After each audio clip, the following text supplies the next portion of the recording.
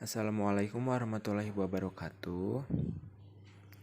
Di video kali ini saya akan menjelaskan tentang materi Ma'rifatullah. Sebelumnya saya izin memperkenalkan diri. Nama saya Ropi Ahmad, kelas C1 Akuntansi, NPM 1022166, jurusan akuntansi dengan mata kuliah Pendidikan Agama 3.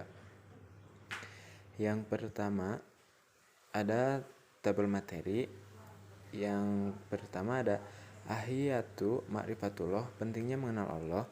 Yang kedua ada at-tahrik ila ma'rifatullah, cara menuju ma'rifatullah. Yang ketiga ada al-mawani fi ma'rifatullah, penghalang mengenal Allah. Yang keempat ada al-adillah ala wujudillah, bukti keberadaan Allah. Yang kelima ada tauhidullah, yaitu mengesahkan Allah. Dan yang terakhir ada al-hayah fi jilali tauhid, yaitu hidup di bawah naungan tauhid. Materi yang pertama ada ahamiyatu ma'rifatullah, pentingnya mengenal Allah. Ma'rifatullah adalah asas landasan perjalanan ruhiyah atau spiritual manusia secara keseluruhan.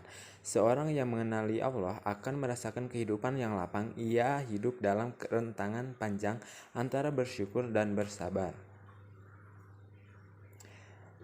Sabda Nabi amat mengherankan urusan seorang mukmin itu, dan tidak terdapat pada siapapun selain mukmin, jika ditimpa musibah ia bersabar, dan jika diberi karunia ia bersyukur. Hadis riwayat Muslim.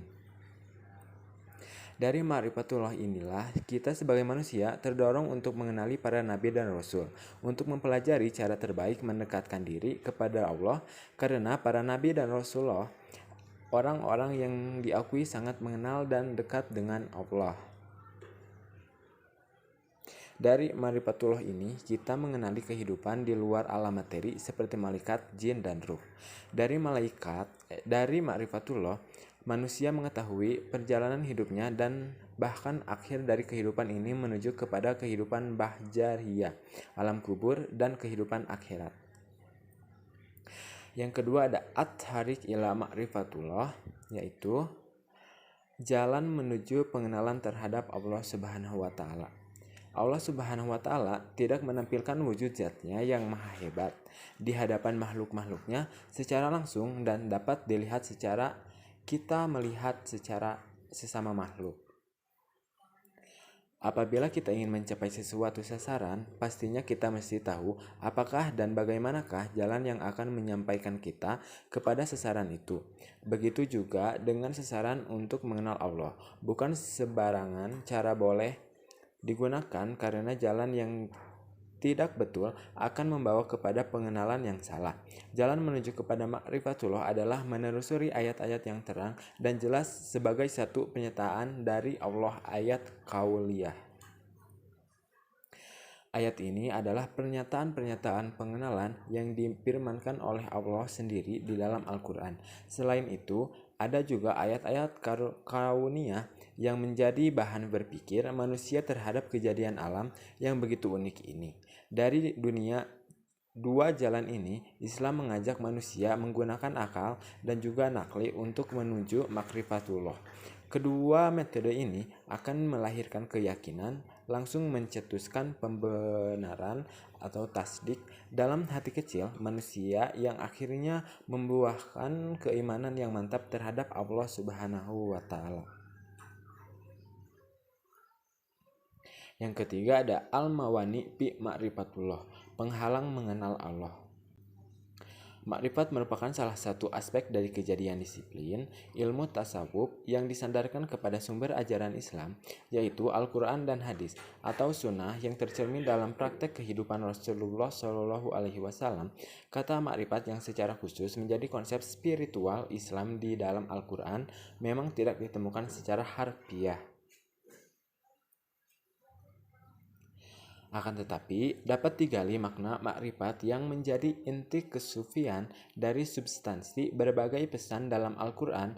Kata yang berakar dari Arafah dalam keseluruhan Al-Quran disebutkan sebanyak 71 kali.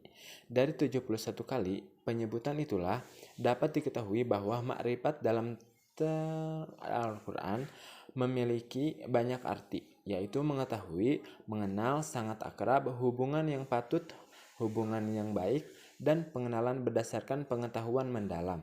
Maka, jika semua pengertian itu dihimpun dalam satu pengertian, makrifat menurut substansi Al-Quran memiliki maksud sebagai pengenalan yang baik serta mendalam berdasarkan pengetahuan yang menyeluruh dan rinci, sebagai buah dari hubungan yang sangat dekat dengan baik.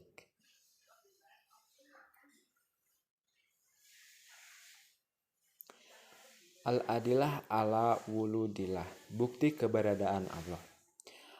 Terdapat beberapa dalil. Yang pertama, dalil fitrah adalah dalil yang lahir dari fitrah asal manusia itu sendiri.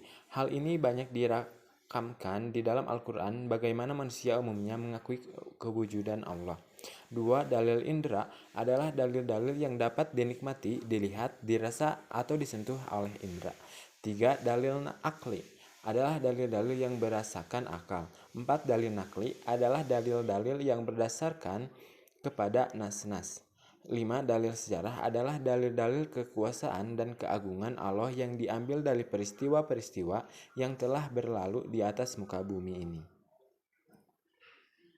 Yang kelima ada tauhidullah, mengesahkan Allah.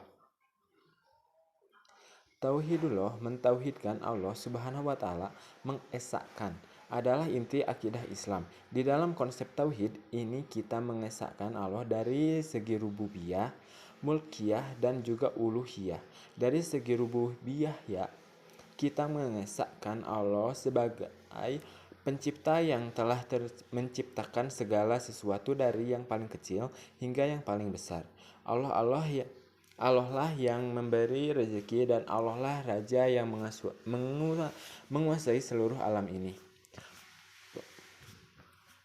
Allah bukan saja sekedar rububiyah, tapi Allah Subhanahu wa taala juga disebut sebagai mulkiyatullah. Mulkiyah adalah milik mutlak Allah Subhanahu wa taala yang perlu kita esahkan. Mulkiyah Allah ini bermakna Allah lah sebagai penolong, sebagaimana tersebut di dalam firman-Nya, Allah atau penolong wali orang-orang yang beriman. Allah lah sebagai penguasa atau hakim, dan Allah juga sebagai pemerintah atau amir. Dengan tauhid mulkiyah ini sepatutnya kita menyadari adanya kerajaan Allah di jagat raya ini.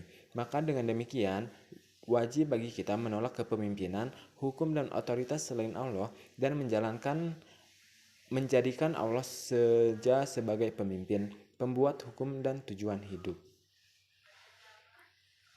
Yang keenam ada al-hayah fi jilali tauhid, hidup di bawah naungan tauhid.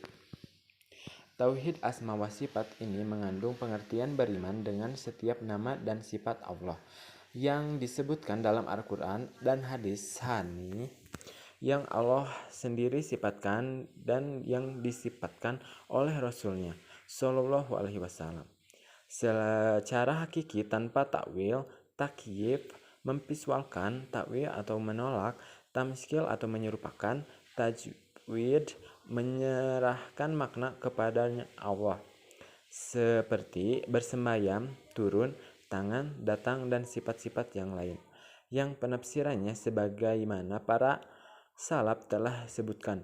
Istimewa atau bersemayam penafsirannya disebutkan dari Abi Aliyah dan Mujahid dari kalangan tabi'in dalam Sahih Bukhari bahwasanya istiwa itu maknanya al-ulu wal irtifa, tinggi dan di atas, yang keduanya sesuai dengan keagungannya.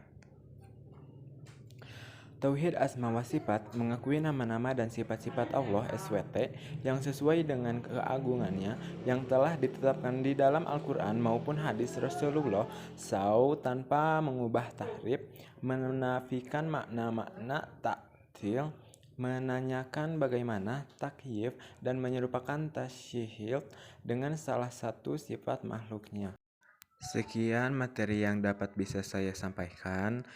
Mohon maaf bila ada kesalahan. Billahi taufiq wal hidayah. Wassalamualaikum warahmatullahi wabarakatuh.